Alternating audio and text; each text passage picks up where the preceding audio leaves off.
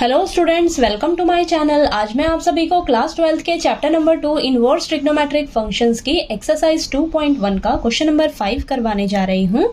हमें दिया है find the principal values of the following cos inverse -1/2। ठीक है, तो यहाँ पर हमें ये जो फंक्शन दिया है इसकी हमें प्रिंसिपल वैल्यू निकाल कर बतानी है। ठीक है, अब यहाँ पर अंदर आपको माइनस दिख रहा है ना, तो माइनस वाले क्वेश्चन को आपको बड़े ही ध्यान से करना है। ठीक है, तो हमें ये जो फंक्शन दिया है इसे हम सबसे पहले क्या करेंगे, किसी भी वेरिएबल के इक्वल लेट करके चलेंगे। ठीक है, तो यहाँ पर लिख लीजिए आप, let cos inverse -1/2 is equal to y. Y के इक्वल लेट कर लिया मैंने इसको। अब नेक्स्ट स्टेप में हम क्या करेंगे, यहाँ पर ना हम फॉर्मूला अप्लाई करेंगे। ठीक है, अब ये हमारा कौन सा है, कॉस वाली फैमिली से है। ये देखिए कॉस वाली फैमिली से है तो ये पाई में से माइनस होगा। ठीक है, तो ये वाला फॉर्मूला हम यहाँ पर अप्लाई करेंगे। ठीक, तो यहाँ पर आप साइड में लिख लीजिए cos inverse -x is equal to pi minus cos inverse x। ठीक है, तो यहाँ पर ये हम फॉर्मूला अप्लाई कर लेंगे। तो यहाँ लिखेंगे pi minus cos inverse 1/2 is equal to y। ठीक है, अब हम क्या करेंगे नेक्स्ट स्टेप में, अब यहाँ पर आपको cos इनवर्स दिख रहा है ना, तो 1/2 जो है यहाँ पर हम चेक करेंगे, इसे cos के लिए चेक करेंगे। ठीक है, क्योंकि बाहर cos इनवर्स है और वो cos आपस में कैंसिल हो जाएंगे।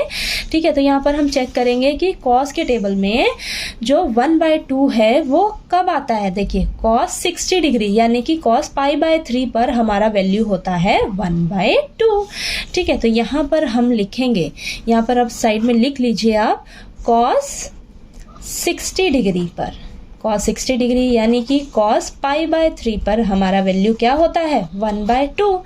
ठीक है, तो वो यहाँ पर हम लिख लेंगे cos इनवर्स 1/2 की जगह हम क्या लिखेंगे अब, cos π/3। ठीक है, cos π/3 is equal to y। अब यहाँ पर cos इनवर्स से cos जो है वो आपस में कैंसल हो जाएंगे। ठीक है, तो हमारे पास क्या आएगा, pi minus π/3 is equal to y, यानी कि यहाँ पर अब आप एलसीएम ले लीजिए तो 3 एलसीएम आएगा। ठीक है, तो यहाँ पर आएगा ऊपर 3 pi minus pi is equal to y, यानी कि 2 पाई अपॉन में 3 इज इक्वल टू y। तो मेरे पास यहाँ पर y का वैल्यू कितना आया है निकल कर, 2 π/3। ठीक है, 2 π/3 आया है। अब ये 2 π/3 कितना होता है चेक कर लेते हैं हम एक बार।